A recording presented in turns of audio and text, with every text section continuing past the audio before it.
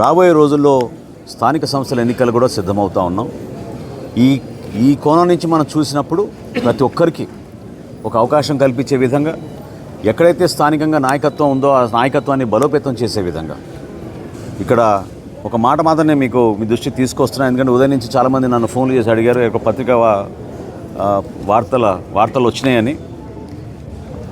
వివిధ మాధ్యమాల్లో కానివ్వండి, పత్రికల్లో వచ్చిన విషయం కానివ్వండి, పవన్ కళ్యాణ్ గారు రాష్ట్ర ప్రజలను దృష్టిలో పెట్టుకుని సార్వత్రిక ఎన్నికలప్పుడు అవసరమైతే మనం తగ్గుదాం, ఏ ప్రాంతంలో మన అభ్యర్థులు ఉన్నారో పార్లమెంట్లో కానివ్వండి, శాసనసభలో కానివ్వండి, వాళ్ళందరికీ కూడా పోటీ చేసే అవకాశం ప్రతి ఒక్కరికి ఈ సందర్భంలో కల్పించలేకపోతామేమో. కానీ రాబోయే రోజుల్లో పార్టీని బలోపేతం చేసుకుంటూ ముందుకెళ్దాం. 2024లో జరిగిన ఎన్నికలు మాత్రం ఓటు చీలనివ్వం అనే మాట ఆయన ఇచ్చినందుకు దాన్ని గౌరవించుకుంటూ ఎక్కడ కూడా పొరపాటు లేకుండా ఆయన నిలబడ్డారు. సో కూటమిలో మేము 4 అడుగులు వెనకేసినా కూడా అది కూటమిలు బలపరచడానికి ఎన్డీఏ భాగస్వాములుగా మేము ఒక బాధ్యతతోటి ముందుకెళ్ళాం తప్ప అది ఈ రోజున కూడా స్థానిక సంస్థల్లో అదే రీతిలో ముందుకెళ్తున్నాను అనుకోవడం అది పొరపాటు. కాబట్టి జనసేన పార్టీలో ఉన్న మా నాయకులు, కార్యకర్తలు వివిధ ప్రాంతాల్లో మేము పర్యటించడం వాళ్ళందరికీ కూడా రాబోయే రోజుల్లో కూడా మీకు పోటీ చేసే అవకాశం కల్పించడానికి కోసం తప్పకుండా మీ నాయకత్వం బలోపేతం అయ్యేటట్టు మీరు క్షేత్రస్థాయిలో పర్యటించండి, నిలబడండి. పవన్ కళ్యాణ్ గారు కోరేది కూడా ఒకటే, యువత ముందుకు రావాలి, మహిళలు ముందుకు రావాలి, రాజకీయంగా అందరికీ మనం చక్కటి అవకాశం కల్పించాలి.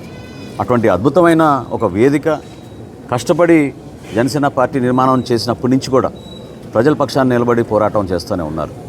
కాబట్టి అప్పుడు వర్తించిన ఫార్ములా ఈరోజు కూడా వర్తిస్తుందనే వార్త ఈరోజు వచ్చింది. అది కరెక్ట్ కాదు.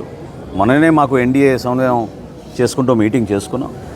సో రాబోయే రోజుల్లో మన బలబలాలని బట్టి, మన నాయకత్వాన్ని బట్టి, ఏ మున్సిపాలిటీలో, ఏ జిల్లాలో ఎక్కడ మనకి నాయకత్వం బాగా ఉందో వివిధ పార్టీని సమన్వయపరుచుకుంటూ Telugu Desam party, Janasena party, Bharatiya Janata party 3 కూడా ఒక బాధ్యతతోటి క్షేత్రస్థాయిలో నిలబడిన నాయకత్వాన్ని గౌరవించుకుంటూ వాళ్ళకి అవకాశాలు కల్పించుకుంటూ తీసుకెళ్లాల్సిన అవసరం ఖచ్చితంగా ఉంటుంది.